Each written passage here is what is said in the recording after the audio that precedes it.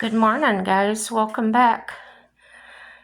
This is Chatting Tales with Jen, and I thought maybe I'd try to get my cat here to show you her tricks.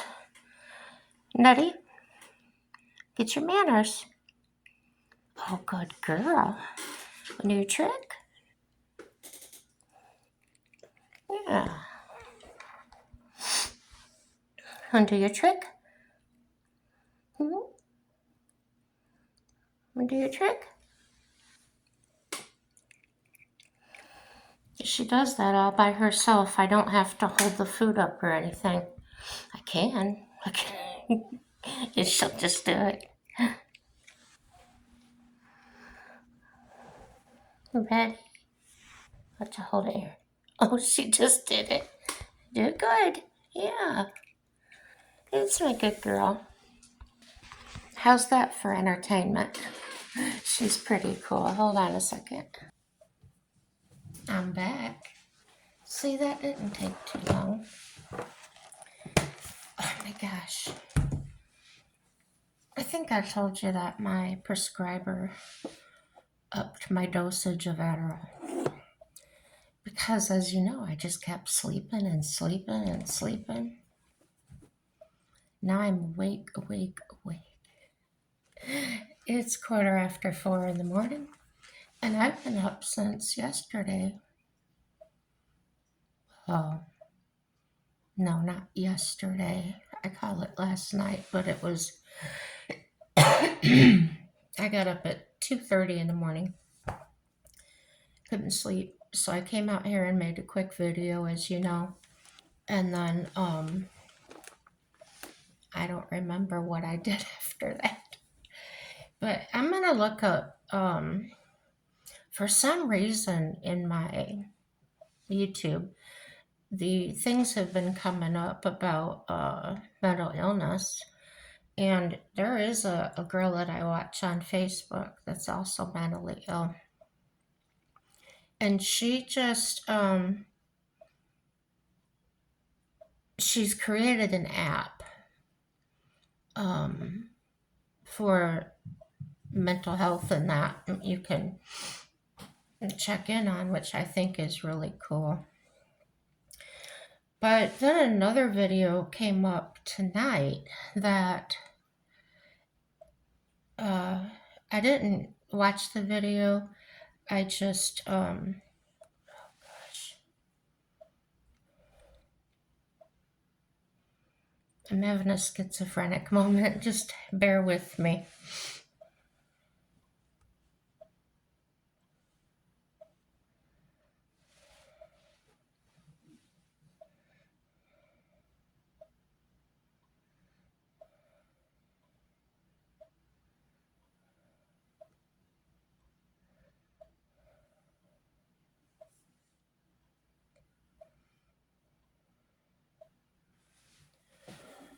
Okay, it was called, get my glasses on.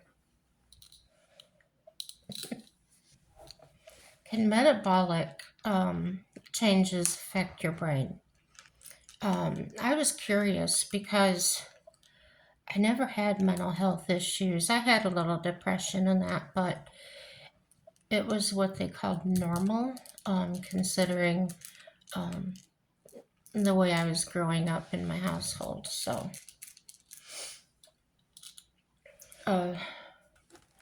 so I typed in here, this happens to be Google.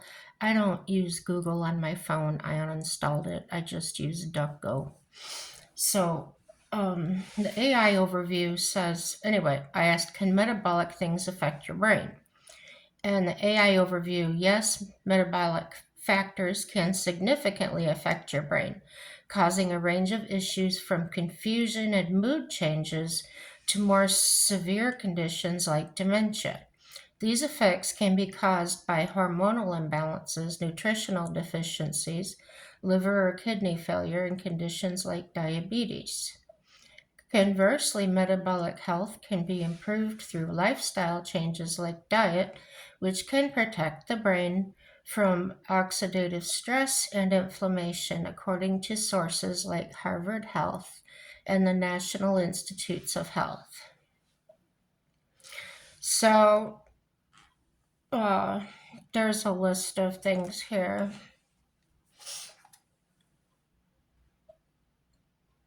How metabolic factors affect the brain, and I'm not going to go all into the description.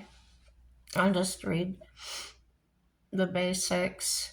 The nutritional deficiencies, a lack of essential nutrients like vitamin B1 or B12, can lead to metabolic dementia. Hormonal imbalances, conditions such as low thyroid hormone, high blood calcium, or issues like Addison's or Cushing's disease can affect brain function. They don't say how. Organ dysfunction, liver cirrhosis, and kidney failure can lead to a buildup of toxins that harm the brain, a condition known as metabolic encephalopathy. Blood sugar issues. Frequent episodes of low blood sugar, particularly in people with diabetes, can damage brain cells. Systemic inflammation, conditions like obesity and diabetes, increase systemic inflammation, which can impact the brain through inflammatory mediators that cross the blood brain barrier. Poor diet. Diets high in refined sugar and unhealthy fats can lead to insulin resistance, inflammation, and oxidative stress, all of which are harmful to the brain. So, I've got a lot of these going on. And another thing I want to get checked out is I've got to have my bone thing done, bone marrow test. I've got to, I think I told you I was watching this scientist from the 90s, and she pretty much determined that all forms of cancer are caused by worms in our bodies. So I want to go get that all checked out because I have had cancer in the past. Um, so they got some improvement through metabolism, improving brain health through metabolism. Adopt a brain healthy diet. Diets rich in whole grains, fruits, vegetables, and healthy fats, such as Mediterranean or Mind diet, are linked to better cognitive function. Okay. I happen to be one of those people that grains can bother me. And what I mean by that is I can have an allergy. What did I eat? Oh, I made a roast beef sandwich on a bun that I got with my meals. And I broke out in hives on my neck. So I rarely eat bread. Once in a while, I didn't feel like cooking anything. I was tired. Okay. So if you can do that, maybe you want to do that. If you are already, good for you. Manage chronic conditions. Effectively managing conditions like diabetes, obesity, and hypertension can slow the process of brain degeneration. And protect against oxidative stress. A diet high in antioxidants and anti-inflammatory substances can protect brain cells from damage. So, here's some symptoms of the metabolic brain issues: confusion and changes in thinking, difficulty with complex tasks, changes in mood and personality, memory problems, language difficulties, poor judgment. So, this is something I'm going to get checked out, but I wanted to share it. I thought it was informative. I am obese. You know this. You can see me. But everybody's trying to get me to eat because I don't eat enough, as they say.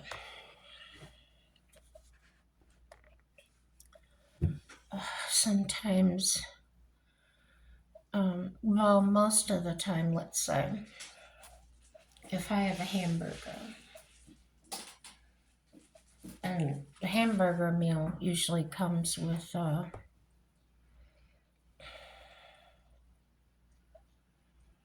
don't know what you call it. It reminds me of apple pie filling. It's little chunks of apples, like diced cubes, and it's got some kind of sweet cinnamon sauce on it. I don't need it. It's way too sweet for me. But I'm opening a thing of cookies here. So I gotta get something on my stomach. I don't eat a lot of sweets, but I guess this morning it's different. I got these little, they're like this Girl Scout Samoas, but I get these at Walmart. They're called caramel coconut and fudge cookies. So I'll usually, if I do this, which I never have cookies here, well, they send them with my meals, but if you're diabetic, you should know. You should eat fruit, a lot of fruit, but don't eat dried fruit. They taught me in the nutrition class that the dried fruit concentrates the sugar and it affects your diabetes in a negative way.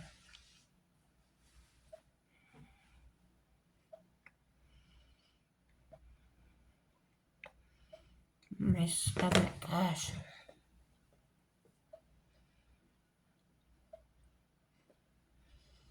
I ordered some, my stomach hurts. I usually take a little Pepto-Bismol, but it's not something I can keep taking like over and over because it'll make you constipated. So, they're my Medicare Advantage. They give you money ever so often. And I know for November they put money on there. So I ordered some chews for my stomach. I checked to make sure I'm getting my prescription because I have a stomach pill in there and that's in there. So I really don't know what's going on, guys. Um, Yesterday morning, I went to take my medicine, and my coffee had cooled down enough where I could go ahead and drink it kind of faster. And so I put my pills in my mouth, put the coffee in, and my gag reflex kicked in and just wouldn't let the pills go down. So made it to the garbage can, spit them out, and poured myself a glass of milk because the milk is a little bit thicker.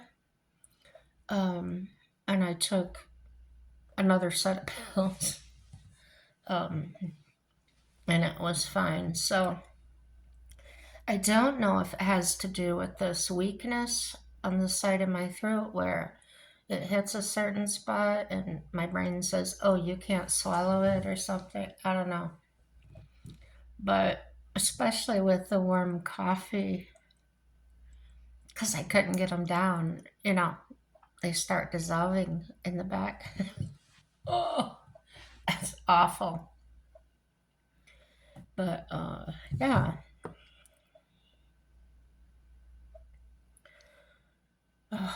My last video, I was talking about that deputy that was killed in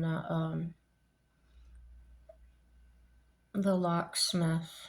And as a retired locksmith, it's just running through my brain, affecting my PTSD or something. I don't know what it is. But I did go ahead and make an appointment well, before all this, I made like 2, 3 days ago. I went ahead and made another appointment with the psychotherapist because I've been slacking off and haven't been going.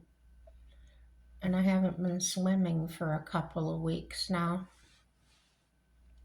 I haven't attended that Bible study that I wanted to go to.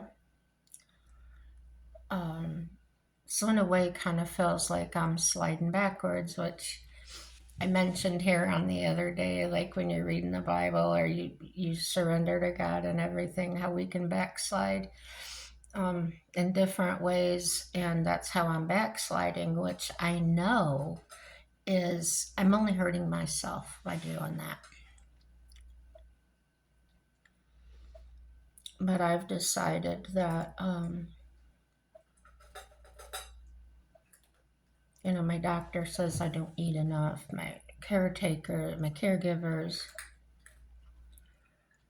I don't know if you have it or not, but when you feel full, you just can't eat. And the curious thing to me is if I'm only getting about 800-900 calories a day, which is still a lot for me, and I'm exercising, why isn't the weight coming off? Um, I don't cheat. I don't, no. If this is the only thing I eat all day, that's what I'll do. As you can see, I'm still holding half of it. Just stress, I don't know. I've also been kind of short with Mike lately. And as soon as I'm like that, immediately I feel bad. Like, why did I say that? Why did I say it that way? Um, Something's going on. But I'm not going to stress about that either because, hey, c'est la vie. Everything's going to work out for my good, right? It has to.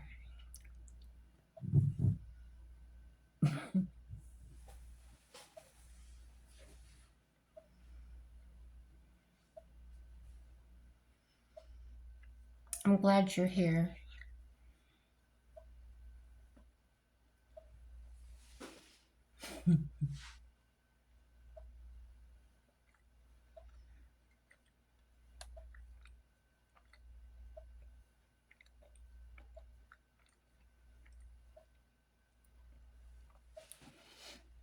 Mike and I have still been doing